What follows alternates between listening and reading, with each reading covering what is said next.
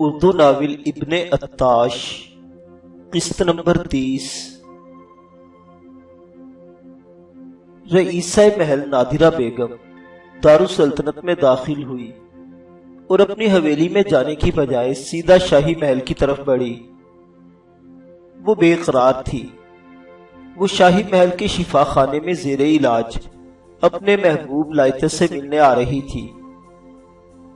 اسے اپنے خادم کے ذریعے معلوم ہو چکا تھا کہ لائتس نے ابو سلیم بغدادی کی دعوت پر اسلام قبول کر لیا ہے۔ شاہی محل میں پہنچ کر نادرہ بیگم کو یہ روح فرسا خبر سننے کو ملی کہ آج صبح ہی اسے کراختائی لاماؤں کا ایک وفد لائتس کو لے کر کرخستان کی جانب کوچ کر گیا ہے۔ نادرہ کی آنکھوں میں بے ساختہ آنسو امڈ پڑے۔ یہ تقدیر نے اس کے ساتھ کون سا کھیل کھیلنا شروع کر دیا تھا؟ جب ابھی وہ لڑکی تھی تو باپ مر گیا، ذرا سمجھدار ہوئی تو بھائی بچھڑ گیا، اور پہاڑ جیسی ذمہ داریاں اس کے سر پر آن پڑی۔ ایک مخلص اور من پسند نوجوان ملا تو اس نے ساتھ رہ کر ساتھ نبھانے سے ہچکچاہٹ ظاہر کی، اور پھر جب وہ اسلام قبول کر کے سچ مچ اپنا ہو گیا تو اچانک ایسے اجنبی دیسوں کی جانب چل دیا جہاں سے لائتس کی واپسی کی امید کم ہی تھی۔ نادرہ تڑپ کر محل سے نکلی اور ٹوٹے ہوئے دل کے ساتھ دارالسلطنت میں موجود اپنی ایک حویلی میں چلی گئی۔ رے میں بھی نادرہ کی اپنی حویلیاں تھی جہاں صرف اس کے ملازم ہی مقیم رہتے۔ ہر حویلی کا ایک پرانا نمک خوار ملازم نگران ہوتا۔ اب جس حویلی میں عماد الدولہ کی بیٹی داخل ہوئی، اس کے نگران کا نام عثمان نیشا پوری تھا۔ یہ ادھیڑ عمر شخص اپنے بیوی بچوں سمیت نادرہ کی حویلی میں رہتا تھا، اور رے کے زیادہ تر لوگ یہی سمجھتے تھے کہ وہی اس عالیشان حویلی کا مالک ہے۔ عثمان نیشا پوری بڑا مخلص انسان تھا۔ وہ عماد الدولہ کے زمانے سے اس خاندان کا نمک خوار تھا۔ نادرہ اسے ہمیشہ چچا جان کہہ کر پکارتی تھی۔ وہ جب بھی دارالسلطنت آتی اسی حویلی میں قیام کرتی۔ آج وہ حویلی میں داخل ہوئی تو عثمان نیشا پوری اسے دیکھ کر حیران رہ گیا، کیونکہ اس کی بیٹیوں جیسی مالکن کے چہرے پر اداسی کے گمبھیر سائے سبد تھے۔ آج کئی مدت بعد نادرہ رہ آئی تھی۔ وہ نادرہ کی سواری دیکھتے ہی خوشی سے جھوم اٹھا تھا۔ وہ لپک کر آگے بڑھا، لیکن یہ دیکھ کر اس کے دل پر گھونسا پڑا کہ نادرہ کا چہرہ بری طرح اترا ہوا تھا۔ عثمان نیشا پوری سے رہا نہ گیا۔ اس نے چھوٹتے ہی پوچھا، کیا بات ہے بیٹی؟ تمہیں کیا پریشانی لاحق ہے؟ تمہارا چہرہ اتنا اترا ہوا کیوں ہے؟ تم اس قدر اداس کیوں ہو؟ لیکن نادرہ کچھ نہ بولی۔ وہ عثمان نیشا پوری کو ادب سے سلام کرتی ہوئی اندر چلی گئی اور اپنی خاص خوابگاہ میں جو اکثر اس کے انتظار میں سجی رہتی تھی جا کر بستر پر اوندے منہ گر پڑی۔ عثمان نیشا پوری اس کے پیچھے پیچھے کمرے میں آ گیا اور انتہائی شفقت بھرے لہجے میں نادرہ سے مخاطب ہوا، بیٹی تمہیں کیا ہوا؟ اپنے چچا کو نہیں بتاؤ گی؟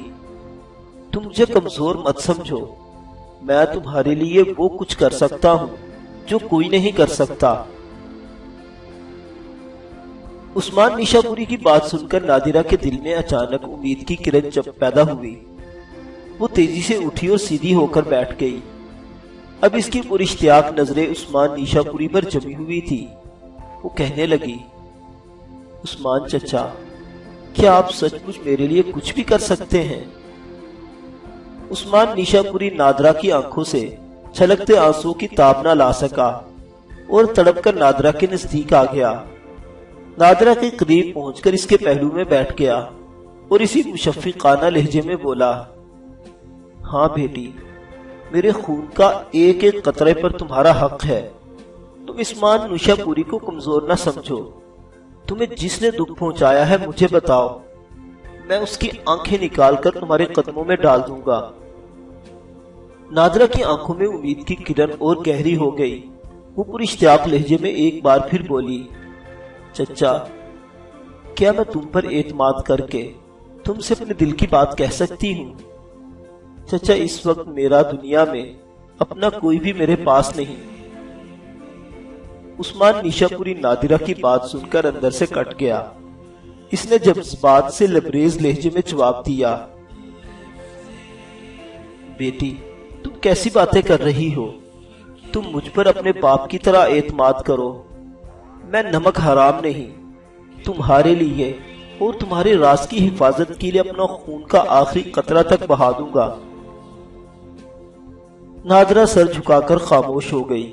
وہ سوچ رہی تھی کہ نیشا پوری کو اپنے دل کی بات بتا دے۔ جب سے اس کے دل میں لائتس نے گھر بنایا تھا، اس نے کسی کے سامنے اپنے دل کی بات نہ کہی تھی۔ وہ اکیلی روتی رہی، اکیلی تڑپتی رہی، لیکن منہ سے کچھ نہ بولی۔ مگر آج اس کے صبر کا پیمانہ لبریز ہو چکا تھا۔ نیشا پوری نے اس کے زخم پر مرہم رکھنا چاہی تو وہ موم کی طرح پگھلنے لگی۔ نادرہ نے اپنی تمام کہانی اپنے خاندانی ملازم عثمان نیشا پوری کے سامنے دہرا دی۔ نیشا پوری ہر بات پر چونکتا اور حیران ہوتا رہا، اور آخر میں جب نادرہ نے اپنی کہانی مکمل کی تو ادھیڑ عمر اور دھان پان نیشا پوری کی آنکھوں سے آنسوں کی لڑی بہہ رہی تھی۔ اس نے روندے ہوئے گلے کے ساتھ کہا، بیٹی تم اتنی سی بچی ہو کر اتنے بڑے بڑے دکھ سہتی رہی، اور میں یہاں تمہاری حویلی میں مالک بن کر بیٹھا، اپنے بچوں کے ساتھ تمہاری دولت پر گل چھڑے اڑاتا رہا۔ میں تم سے شرمندہ ہوں بیٹی، لیکن اب میں اپنی شرمندگی کا کفارہ ادا کروں گا۔ تم فکر مت کرو، کراختائیوں کا قافلہ ابھی زیادہ دور نہ گیا ہوگا۔ ہم اتنی تیز رفتاری سے سفر کریں گے کہ جلد ہی انہیں پا لیں گے، اور پھر ہم اس کے والدین اور دوسرے رشتہ داروں کی منت سماجت کریں گے کہ وہ ہمارے مسلمان نوجوان کو چھوڑ دیں۔ عثمان نیشا پوری نے آنسو بہاتے ہوئے سادگی سے کہا، لیکن نادرہ جھٹ سے بولی، نہیں چچا، اس طرح ہم اسے حاصل نہیں کر سکتے۔ وہ لوگ بہت سخت مزاج ہیں، لائتس ان کے لیے مقدس پیشوا ہے، وہ ہماری منت سماجت کو خاطر میں نہیں لائیں گے۔ ہمیں کوئی اور طریقہ اختیار کرنا ہوگا۔ چچا تم یہ بتاؤ، کرخستان کس طرف ہے؟ یوں لگتا تھا گویا نادرہ کے لیے اب لائتس کی بازیابی اپنے بھائی نعیم کی بازیابی سے زیادہ اہمیت اختیار کر گئی ہے۔ نادرہ خود کرخستان جانے کا سوچنے لگی۔ نیشا پوری نے نادرہ کی بات سنی تو مستعدی سے جواب دیا، کرخستان یہاں سے شمال مشرق میں واقع ہے، یہ چین اور سلطنت سلجوق کی سرحد پر ہے۔ آج کل سلطنت کرخستان کا الحاق سلطنت سلجوق کے ساتھ ہے، یہی وجہ ہے کہ سلطان نے اسے کراختائیوں کے حوالے کر دیا ہے۔ نادرہ کچھ سوچنے لگی اور پھر کچھ دیر بعد بولی، چچا تم نیشا پور کے رہنے والے ہو نا؟ ہاں بیٹی، نیشا پور ہی میرا وطن ہے۔ چچا نیشا پور بھی اسی سمت واقع ہے نا؟ ہاں بیٹی، کرخستان جانے کے لیے نیشا پور سے گزر کر جانا پڑتا ہے۔ نادرہ کی آنکھیں چمک اٹھی۔ وہ گرم جوشی سے عثمان نیشا پوری کے نزدیک ہو گئی اور جذبات سے معمور لہجے میں بولی، چچا ہمیں تیز رفتاری سے سفر کرتے ہوئے نیشا پور چلے جانا چاہیے، اتنا تیز رفتاری سے کہ ہم ان سے پہلے نیشا پور جا پہنچے۔ ہم نیشا پور میں کوئی تدبیر اختیار کر سکتے ہیں، ہم کرائے کے سپاہیوں سے مدد لے سکتے ہیں، اور نیشا پور کے گورنر سے بھی میرا خیال ہے کہ انہیں راستے میں روکنا مناسب نہیں ہوگا۔ اب عثمان نیشا پوری گہری سوچ میں پڑ گیا تھا۔ نادرہ کی بات صاف اور معقول تھی۔ یہ سوچ کر عثمان نیشا پوری کی آنکھیں چمکنے لگی کہ اسی بہانے اتنے طویل عرصہ بعد اسے اپنا وطن دیکھنا نصیب ہوگا۔ عثمان نیشا پوری نے اسی وقت نادرہ کی بات پر عمل کرنے کا فیصلہ کیا اور بڑے جذباتی انداز میں اٹھ کر کھڑا ہو گیا۔ وہ جلد سے جلد کوچ کی تیاری کے انتظامات کرنا چاہتا تھا۔ تقریباً 1 ساعت بعد نیشا پوری واپس آیا تو اس کا چہرہ جذبات کی شدت سے سرخ تھا۔ وہ نہ صرف ایک تیز رفتار سفر کے لیے بہترین انتظامات کر کے لوٹا تھا، بلکہ اس کے ذہن میں 1-2 عجیب اور خوشگوار خیال ابھرے تھے جن کی وجہ سے وہ جوشی جذبات سے لبریز دوڑتا ہوا نادرہ کے کمرے میں آیا۔ بیٹی، ہمیں ابھی سفر پر روانہ ہونا ہوگا، میں نے بہت اچھا انتظام کر لیا ہے، اور ایک خوشی کی بات یہ ہے کہ میرے ذہن میں 2 خیال آئے ہیں۔ ایک تو یہاں سے نیشا پور جانے کے لیے ہم ایک مختصر سا راستہ بھی اپنا سکتے ہیں جو قدرے دشوار گزار ہے لیکن مختصر ہے، اور دوسری اہم بات یہ کہ نیشا پور میں میرے ایک بزرگ میرے بڑے مہربان ہیں۔ میں جب نیشا پور میں ہوتا تھا تو ان کے لیے بے پناہ خدمت کرتا تھا۔ وہ مجھ سے عمر میں کافی بڑے ہیں لیکن میری بات کو ٹالیں گے نہیں، وہ ہمارے بہت کام آ سکتے ہیں۔ نادرہ اشتیاق بھری نظروں سے عثمان کو سنتی رہی۔ پھر جب اس کی بات ختم ہوئی تو نادرہ نے پوچھا، کون ہے وہ؟ عمر خیام ہے ان کا نام، سنا ہے؟ بہت بڑے ریاضی دان ہیں اور ماہر علم نجوم ہیں۔ نظام الملک توسی نے اپنے زمانے میں انہیں ہر دنیاوی قید سے آزاد کر دیا تھا۔ نظام الملک نے ان کا وظیفہ مقرر کر دیا تھا۔ وہ وہیں نیشا پور کے نزدیک ایک باغ میں مقیم ہیں۔ ان کے تعلقات بڑے بڑے لوگوں کے ساتھ ہیں۔ وہ داناؤں کے دانا ہیں۔ تم یقین جانو وہ ہمیں ایسا راستہ بتائیں گے کہ کوئی مشکل ہی نہ رہے گی۔ رئیسہ محل عمر خیام کا نام سن کر بری طرح چونکی۔ وہ اس نام سے اچھی طرح واقف تھی۔ یہ نام اس نے متعدد مرتبہ ابو سلیم بغدادی شہید سے سنا تھا۔ اس کے دل میں عمر خیام کی بے پناہ قدر تھی۔ جو ہی نادرہ بیگم نے ان کا نام سنا، اسے یوں لگا جیسے سچ مچ اس کے درد کی مسیحائی وہی کریں گے۔ اس کے دل میں عمر خیام کی بے پناہ قدر تھی۔ جو ہی نادرہ بیگم نے ان کا نام سنا، اسے یوں لگا جیسے سچ مچ اس کے درد کی مسیحائی وہی کریں گے۔ ابو سلیم بغدادی نے اسے عمر خیام کی عاشقانہ طبیعت، کثرت شراب نوشی اور شعر و ادب کی صلاحیتوں کے بارے میں بھی بتا رکھا تھا۔ نادرہ نے عثمان کی بات پر خوشی کا اظہار کیا اور اپنے نئے سفر پر روانہ ہونے کے لیے اٹھ کھڑی ہوئی۔ 2 کوہانوں والے اونٹوں پر سوار کراختائیوں کا 50 افراد پر مشتمل قافلہ تیز رفتاری کے ساتھ شمال کی جانب بڑھ رہا تھا۔ یہ لوگ گزشتہ 3 3.5 ماہ سے لائتس لاما کو ڈھونڈتے پھر رہے تھے۔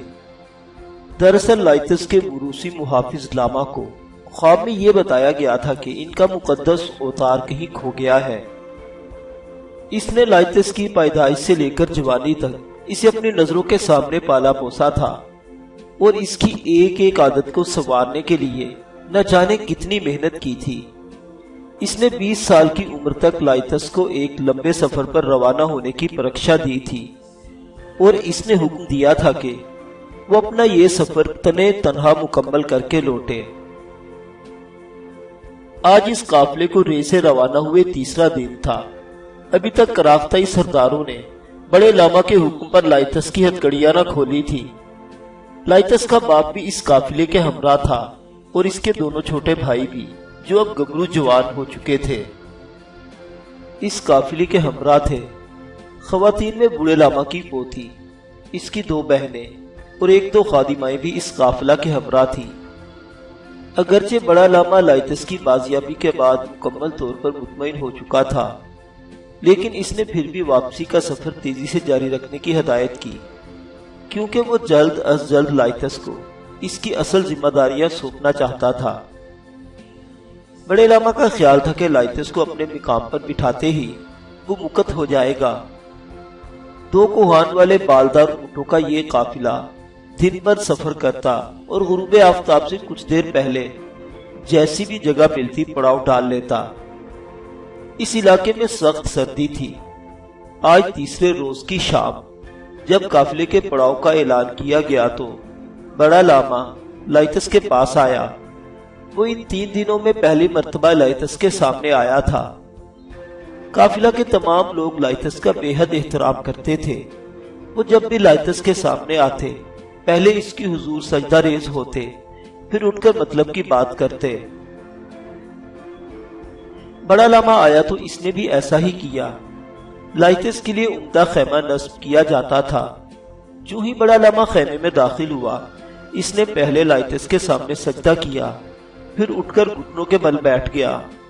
اب اس کے دونوں ہاتھ لائتس کے سامنے جڑے ہوئے تھے اور آنکھیں آنسو سے لبریز تھی۔ اس نے بڑی دردناک آواز میں کہا، بدھا کے اوتار، تم زمین کے باشندے نہیں، تم آسمانوں سے اترے ہو، مجھے معاف کر دینا، میں نے تمہیں ہتھکڑی لگائی، لیکن میں مرنے کے بعد عظیم بدھا کے سامنے اس بات پر شرمندہ نہیں ہونا چاہتا کہ میں تمہاری صحیح طور پر حفاظت نہیں کر سکا اور تمہیں حقیقی لاما نہ بنا سکا۔ خیمے میں 2 ہٹے کٹے کراختائی سپاہی موجود تھے جو جتنی دیر خیمے میں رہتے فرط ادب کی وجہ سے لائتس کے ساتھ ایک بات بھی نہ کرتے۔ لائتس اگر ان سے کچھ پوچھتا تو وہ فرط ادب سے کانپنے لگتے اور مختصر سے مختصر جواب دے کر چپ ہو جاتے۔ اس کے علاوہ ان 3 دنوں میں لائتس کے نزدیک کوئی نہ آیا تھا، حتیٰ کہ اس کا باپ درداس بھی۔ اس نے اپنے خاندان اور بھائی بہنوں کو دور ہی سے دیکھا تھا۔ سب لوگوں کو بڑے لاما کا حکم تھا کہ وہ اس کی اجازت کے بغیر لائتس کے سامنے نہ جائیں۔ دراصل لائتس کا مقام ان لوگوں کی نظر میں اتنا اونچا تھا کہ وہ اسے خدا کا اوتار سمجھتے تھے، اور چونکہ انہیں مجبوراً خدا کے اوتار کو ہتھکڑیاں پہنائی تھی، یہی وجہ تھی کہ وہ دل میں خود کو مجرم تصور کرتے تھے۔ یہی حال سب کا تھا، حتیٰ کہ لائتس کے بھائی اور بہنوں کا بھی۔ اس عرصہ میں لائتس کے بدن کو کسی نے چھوا تک نہیں تھا۔ اس کے بدن پر اون کا گرم لبادہ اور سر پر ابھی تک مسلمانوں والا امامہ بندھا تھا۔ بڑا لاما لائتس کے سامنے سجدہ ریز ہونے کے بعد اب دونوں زانو ہو کر بیٹھا اپنے کیے کی معافی طلب کر رہا تھا۔ مسلمان لائتس کو بڑے لاما کی حرکت پر ترس آنے لگا۔ یہ کیسے لوگ تھے جو اپنے جیسے ایک انسان کے سامنے سجدہ کرتے تھے، اور صرف سجدہ ہی نہیں کرتے بلکہ اسے خدا کا اوتار سمجھ کر اس کی ناراضگی سے بھی بے پناہ ڈرتے تھے۔ لائتس نے یہی بات سوچی اور مسکرا دیا، اور مسکراتے ہوئے بڑے لاما سے کہنے لگا، یہ بتائیے آپ نے میرے سامنے سجدہ کیوں کیا؟ بڑے لاما نے حیرت بھری نگاہوں سے اسے دیکھا اور انتہائی معصوم سے لہجے میں جواب دیا، سجدہ اس لیے کیا کہ تم ایشور کے اوتار ہو، ہمارے لیے تم ایشور کا درجہ رکھتے ہو۔ بوڑھے کی بات ختم ہونے کی دیر تھی کہ لائتس نے ایک زبردست قہقہا لگایا جس کی گونج خیمے سے باہر بھی سنی گئی، اور پھر وہ کافی دیر تک ہنستا رہا۔ ہنستے ہنستے اس نے کہا، بہت خوب، مزے کی بات تو یہ ہے کہ آپ نے میرے اپنے خدا کو ہتھکڑی بھی لگا رکھی ہے۔ یہ بات کہہ کر بھی لائتس ہنستا رہا۔ بڑا لاما دیدے پھاڑے اسے دیکھے جا رہا تھا۔ کچھ دیر بعد بڑے لاما نے لجاجت بھرے انداز میں کہا، ہمیں معاف کر دینا لاما، ہمارے دل میں تمہارے لیے برائی نہیں۔ اچانک لائتس کے دل میں ایک خیال آیا اور اس نے زیر لب مسکراتے ہوئے کہا، بڑے لاما یہ بتائیے کہ میں ایشور کے اوتار کی حیثیت سے جب آپ کو کوئی حکم دوں گا تو کیا آپ مانیں گے؟ لاما کے چہرے پر بے بسی صاف دیکھی جا سکتی تھی۔ اس نے دستے تہے سنگ آمدہ کے مصداق جواب دیا، کیوں نہیں ایشور کے اوتار، تم جو حکم دو گے میں مانوں گا۔ تو پھر میرا حکم ہے کہ میری ہتھکڑیاں کھول دو، ابھی اور اسی وقت۔ لائتس کے لہجے میں بلا کا جلال در آیا تھا، اتنا جلال کہ بڑے لاما کا پورا بدن تھر تھر کانپنے لگا۔ اس نے فوراً اپنے لباس میں ہاتھ ڈال کر لوہے کی ایک چابی نکالی اور دوڑ کر آگے بڑھتے ہوئے لائتس کی ہتھکڑیوں کا تالا کھول دیا۔ کئی روز بعد لائتس کی ہتھکڑیاں الگ ہوئی تھی، اس کی کلائیوں پر بھی داغ پڑ چکے تھے۔ اس نے دونوں کلائیاں مسلتے ہوئے بڑی عجیب نظروں کے ساتھ بڑے لاما کی طرف دیکھا اور کہا، اب میرا دوسرا حکم یہ ہے کہ آپ میرے بھائیوں اور باقی رشتہ داروں کو یہاں بلوائیں۔ بڑا لاما لائتس کا حکم سنتے ہی اٹھا اور لرزتے قدموں کے ساتھ باہر نکلنے ہی والا تھا کہ لائتس نے اسے پیچھے سے آواز دی، بڑے لاما ٹھہریے۔ ایشور کے اوتار کا یہ بھی حکم ہے کہ ان دونوں پہرے داروں کو بھی یہاں سے ہٹا دیا جائے۔ بڑا لاما ٹھٹک کر رک گیا۔ پہرے داروں کو ہٹانے کی بات سے اس کی آنکھوں میں شک کے سائے لہرائے تھے۔ لائتس نے بھی انہیں محسوس کیا، لیکن لائتس کے لہجے میں اتنی شدت کا جلال تھا کہ بڑا لاما اس حکم کی تعمیل سے بھی انکار نہ کر سکا۔ دونوں ہٹے کٹے نوجوان خیمے سے باہر چل دیے۔ آج کئی دن بعد وہ خود کو قدرے آزاد محسوس کر رہا تھا۔ وہ اپنی دونوں کلائیاں ملتے ہوئے خیمے میں ٹہلنے لگا۔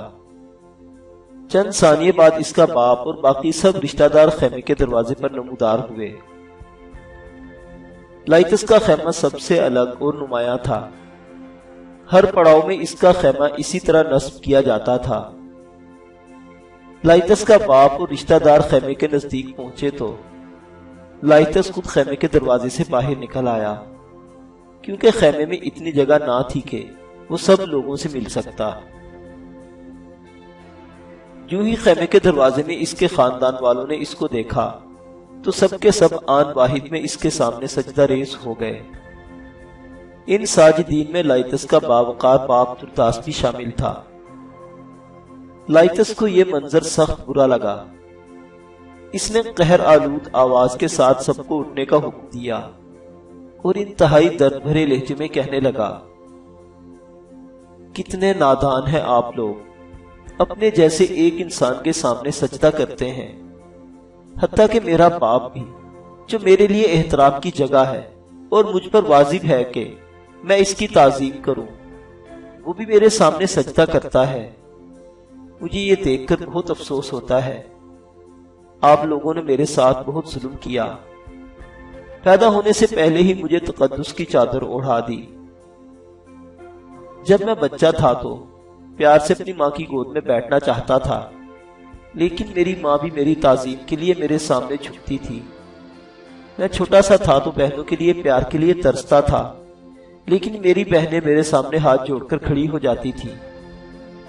پیدائش سے لے کر اب تک مجھے باپ کی شفقت نہیں ملی۔ باپ کی شکل میں نے ایک مؤدب خادم کو پایا۔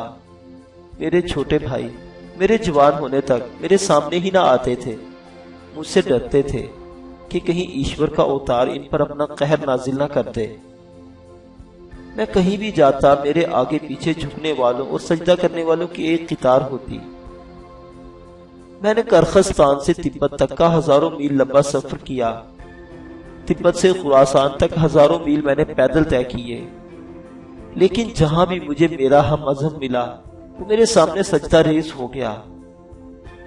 میں آپ کی یہ حالت دیکھتا ہوں تو میرا رونے کو جی کرتا ہے۔ یہ کیا زندگی ہے جو آپ لوگ گزار رہے ہیں؟ ابھی تک زمانہ قدیم کے انسانوں کی طرح غیروں میں رہتے ہو تم لوگ۔ خدا کے لیے یہ جہالت چھوڑ دو۔ میں نے مسلمانوں کو دیکھا ہے، وہ دنیا کی جدید ترین قوم ہے۔ ان کے علماء زمین کی پاتال سے لے کر آسمان کے ستاروں تک تمام علوم پر دسترس رکھتے ہیں۔ ان کے پاس دولت ہے، طاقت ہے، عزت ہے، حکومت ہے اور شہرت ہے۔ تمہارے پاس کیا ہے؟ میں مہاتما بدھ کی تعلیمات کا منکر نہیں، میں مہاتما بدھ کی عزت کرتا ہوں، انہیں اپنا استاد اور خدا کا برگزیدہ بندہ سمجھتا ہوں، لیکن میں تمہاری طرح بدھائی تعلیمات کو اپنی مرضی کا مفہوم پہنا دوں۔ اگر تم مجھے اتنا ہی احترام دیتے ہو، مجھے ایشور کا اوتار سمجھتے ہو، میری ہر بات ماننے کے لیے تیار ہو تو پھر میری بات بھی مانو۔ خدا را بتوں کی پرستی چھوڑ دو۔ بدھا کی تعلیمات کا مقصد سب انسانوں کو ایک جھنڈے تلے جمع کرنا تھا، لیکن تم بھانت بھانت کے بتوں کی پرستش کرتے ہو۔ تم کس طرح ایک ہو سکتے ہو؟